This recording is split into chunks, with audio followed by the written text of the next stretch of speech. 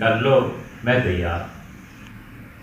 اس نے جا کے اپنی دادی سے کہا کہ دادی اماں شاہ اسحاق صاحب رحمۃ اللہ علیہ تیار ہیں, رشتہ دیتے ہیں گھر آ کے اپنی صاحبزادی کا, تو کر لو. اس کا یہ حضرت فاروقی ہیں اور ہم سید بیٹے ہیں, نہیں ہونے دوں گے یہ رشتہ. اچھا توبہ, ہمارا خاندان سید کہاں اور یہ فاروقی کہاں. نہیں ہوا لڑکا, ہاں نہیں ہوا رشتہ. لڑکا مولوی چند سال تو اس نے انتظار کیا. ایک دن جا رہا تھا تو کوڑے پہ وہ ڈھیر میں وہ اسٹک مار مار کے جو اٹھا لی تھی وہ لڑکی پسند آ گئی. اچھا کوڑا چننے والی. اچھا اس نے چند دن میں نکاح کر لیا. ٹھیک ہے. جب گھر لایا تو دادی نے سر پیٹ لیا کہ ارے کس کو لے آئے. اس نے کہا دادی اماں کب تک صبر کرتا, اب آپ میرا شادی نہیں کر رہی تھی. تو محلے اور گاؤں میں سب لوگ کہنے لگے کہ اب رشتہ ٹھیک جڑا. جو پہلے سادات میں ہو رہا تھا وہ تو تمہارا ٹھیک نہیں تھا, اب ٹھیک ہے. ہاں اب ٹھیک. اس لیے میں آپ سے پوچھنا تھا, اسی لیے فون کیا کہ آپ سے وقت لے کے آؤں اور پہلی بات یہ پوچھوں ہوا کیا, یہ مسئلہ کیا ہے. معمہ ہے میرا خیال ہے. وہ کسی نے مجھے کل فون کر کے کہا کہ بھائی وہ ہمارے رشتہ داری ہوتی ہے ان کے ساتھ, مانکا شانکا ان کی فیملی کے ساتھ, اور یہ جو محترمہ ہیں ان کے پاس 2 جن ہیں 2 جن ہیں, سارے کام ان سے لیے جاتے ہیں وغیرہ. ہو سکتا ہے جن نے قابو کر لیا ہو آپ کے لیڈر کو. اس طرح اگر ہونے لگے اور جنات کرنے لگے تو جن کو ہمارے لیڈر اور وہ یاؤ نتن جو ہے اس کو کیوں نہ قابو کرے. ہاں بالکل. اگر جنوں نے سے کام چلتے ہیں دنیا کے. یہ جو کل پرسوں سے جو بھی سوشل میڈیا پہ مذاق بنا ہوا ہے, people are discussing the topic. تصویریں بھی جو میں نے مفتی صاحب کو کہا کہ آپ کی چپل بھی بڑی بدنام ہو گئی ہے, تو وہ سارا کچھ جو چل رہا تھا تو کسی نے ٹویٹ کیا کہ یہ مطلب پیرنی صاحبہ اتنی وہ پہنچی ہوئی ہیں کہ خان کو پورا یقین ہے کہ اب وہ پرائم منسٹر بنا مطلب وزیر اعظم بننے کا اب ویزا پکا ہو گیا ہے. تو میں نے اس کے اوپر ایک ٹویٹ کی, پتہ نہیں آپ نے دیکھی ہے کہ نہیں. میں نے کہا کہ اگر ان کی جو پیرنی کے جو وہ کمالات ہیں یا جو ان کا کہہ رہے ہیں کہ بڑی پہنچی ہوئی ہیں, تو اگر وہ اتنی پہنچی ہوئی تھیں تو وہ خاور مانیکا کو پرائم منسٹر, کسی نے کہا نا خاور مانیکا کیوں نہیں پرائم منسٹر بن گیا نا اگر وہ اتنی پہنچی ہوئی تھی. میں نے کہا خاور مانیکا پرائم منسٹر تو دور کی بات ہے, چیئرمین FBI ہی لگ جاتا. کیوں؟ تو یہ ساری چیزیں جو ہوتی ہیں نا, یہ بہت سارے پیر ہمیں ملتے ہیں, وہ کہتے ہیں جی رائے ہم آپ کو یہ کر دیتے ہیں, آپ سینٹ کا الیکشن جیت جائیں گے, ہم آپ کو یہ کر دیتے ہیں, آپ کو فلاں سیکٹری شپ مل جائے گی, آپ کو ہم یہ تعویذ کر دیتے ہیں, آپ فلاں جگہ کے ڈپٹی کمشنر لگ جائیں.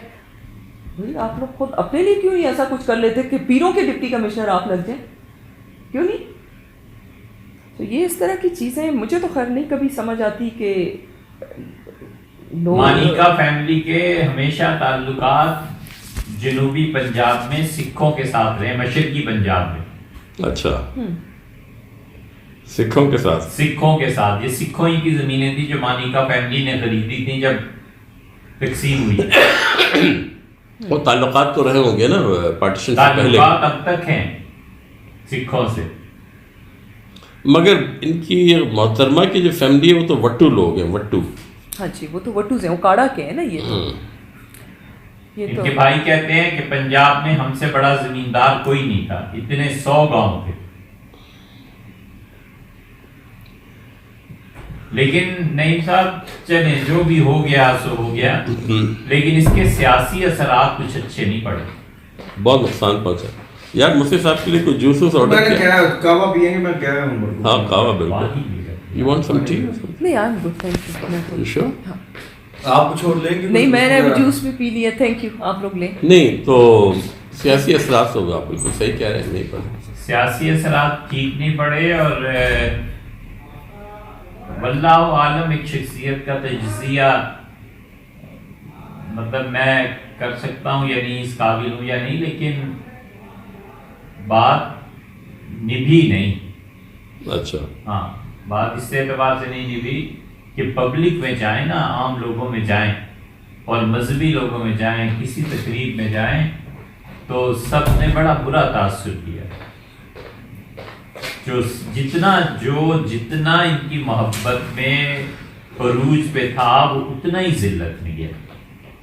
اصل میں ایک جو ظاہر الزام آ رہا ہے کہ انہوں نے ایک شادی توڑوائی. یہ بہت بڑی اگر وہ محترمہ کی 30 سال تک شادی تھی تو انہوں نے طلاق کس بنیاد پر لی؟ شادی میں بظاہر کوئی دراڑ نظر نہیں آ رہی تھی، مگر جب انہوں نے طلاق لی تو کوئی وجہ ہوتی ہے نا. تو کیا وہ وجہ یہ تھے؟ عمران خان نے ان کو پرپوزل دیا تھا کہ بھئی میں کوئی ایسی بات کی تھی؟ مجھ پر یہی بات الزام آیا نا.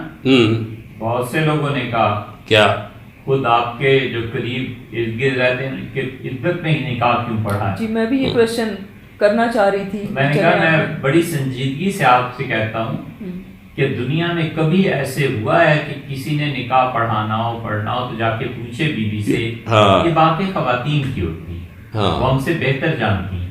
کبھی نہیں ہوتا کہ کوئی جا کے پوچھے کہ جی اب آپ طلاق نامہ دکھائیے، اچھا عدت گزری ہے، اچھا کیا ہوا ہے، اچھا آپ پاک ہیں کیا. کوئی نہیں پوچھتا. شرم حیات کی بات ہوتی ہے. خواتین اپنے مسائل خود جانتی ہیں.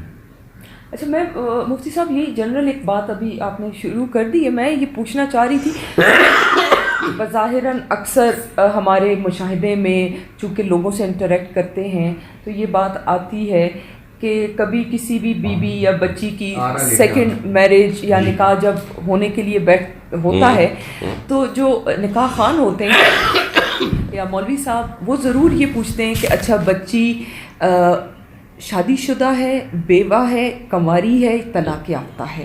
یہ کویشچن کرتے ہیں نا مفتی صاحب. اچھا اس کے بعد ایک سیکنڈ کویشچن یہ بھی ہوتا ہے کہ اچھا طلاق کو یا بیوہ ہوئے کتنا ٹائم ہوا ہے، عدت پوری ہو چکی ہے. تو وہ جو لڑکی کی طرف کے لوگ ہوتے ہیں وہ ضرور اس بات پہ ہاں یا نہ میں جواب دیتے ہیں. لیکن یہ ایک عام پریکٹس ہے. میرا ذاتی کوک، اس نے بچی کی شادی کی، وہاں سے اس کو ڈیورس ہو گئی.